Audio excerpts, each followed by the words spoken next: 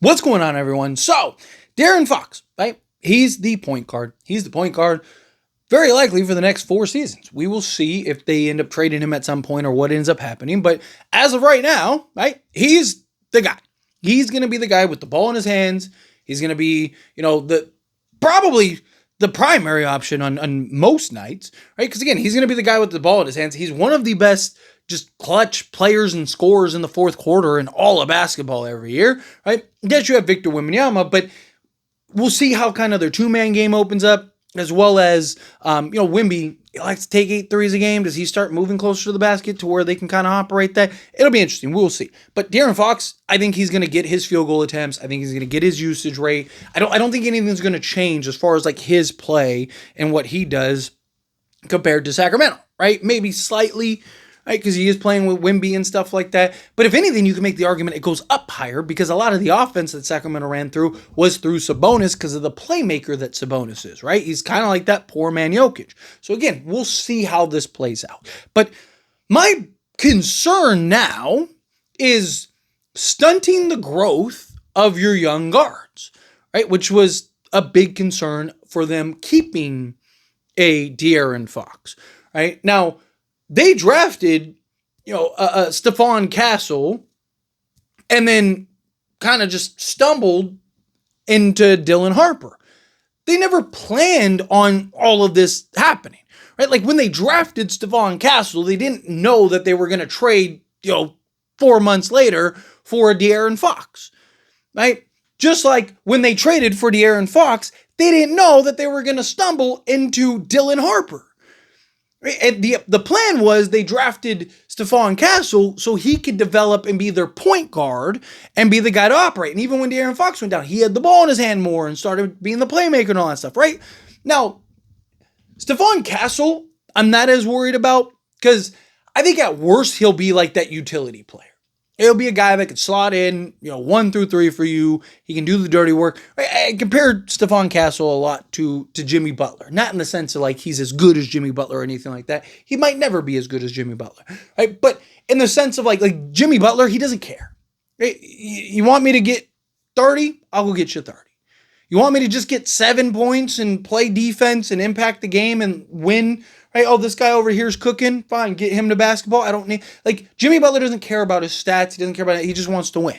Right? Like very few stars are that way. Most stars want to have their usage and want to have their shot attempts and need to average their 25 or whatever. Right? Jimmy Butler's one of those guys that doesn't really care. I see Stephon Castle in a lot of the same way. Like he's willing to just, hey, whatever you need from me tonight, it's what I'll do. I got you. He's just a hooper. He's just going to play. Dylan Harper's the one that I really worry about. Right? Because Dylan Harper is going to be best with the ball in his hands.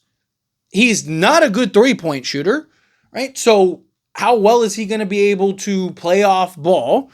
Right? Now, he could move without the basketball, stuff like that, and De'Aaron Fox, but De'Aaron Fox is not like Chris Paul when it comes to playmaking and reads, right? He's more of that like combo guard, like the more of like a scoring guard, but can still make plays. Go get you six assists on a night, right?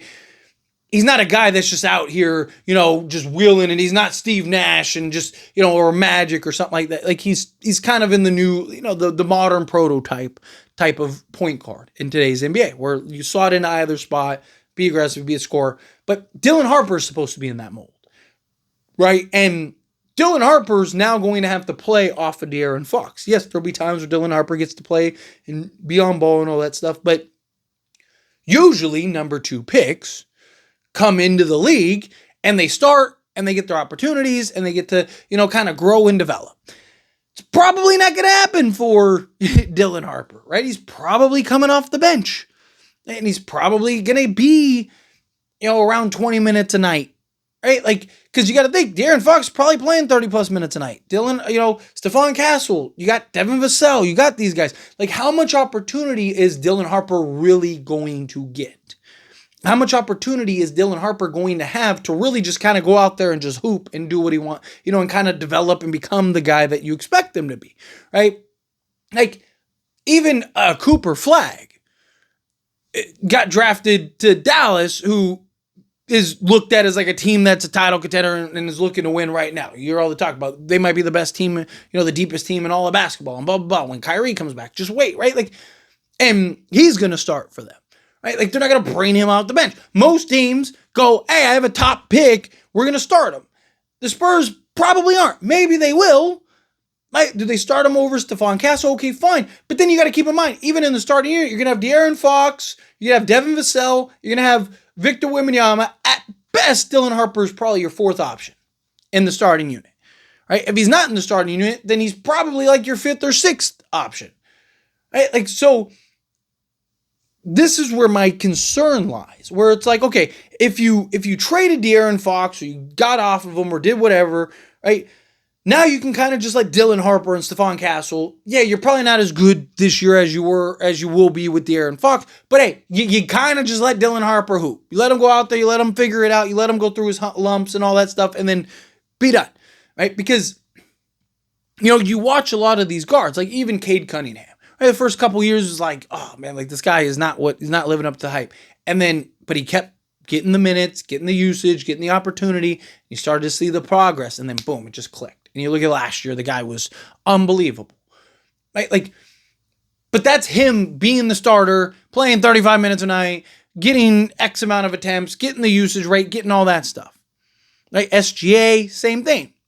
Right? All these guys, right? Like, they got the opportunity, they got the minutes, they got the role.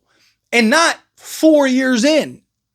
Right? So now Dylan Harper, this year, bare minimum, he's probably fourth, fifth, sixth guy on the team.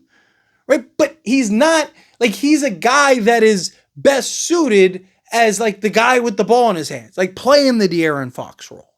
Right? Now, again, I'm not saying he's not going to get opportunities to do that, but how much opportunity is he going to get? Right? Like, because the thing is, like, you may end up stunting his growth. You may end up putting him in a position where he's not going to be able to blossom to the level in which you need him to, or as quickly as you need him to. Right? And, if 3 years in, he's kind of middle of the road, right? And you're just like, oh, he's really good, but he's not a max guy or anything like that. And then all of a sudden, he ends up going to another team and he gets the opportunity and boom, becomes that guy. Everyone's going to be like, oh my God, what were the Spurs doing? How could you let him go? But it's because, you'll look back and be like, well, it's because of De'Aaron Fox, right? Like the De'Aaron Fox signing and stuff. You kind of stunted his growth. So it took him 2, 3, 4 years longer than it would have otherwise. I just, again, maybe it won't be a problem. Maybe they'll figure it out. Maybe they'll work it out. Right? But I have my, like, to pretend like it's just going to be sunshines and rainbows is dishonest. Right? Like, there's clearly concerns with having 3 guys that were expected to be your point guard. Right? Like, they can't all be your point guard. So we'll see. We'll see how it all plays out. But anyways, always, this is a discussion. Pass question to you. Let me know your thoughts and opinions down in the comments. That being said, if you haven't liked this video, hit that like button. Helps me out. Helps me enjoy these types of videos, and I truly appreciate it. Not subscribe channel, hit that subscribe button. Turn on the bell notifications. Appreciate y'all. See you in the next one.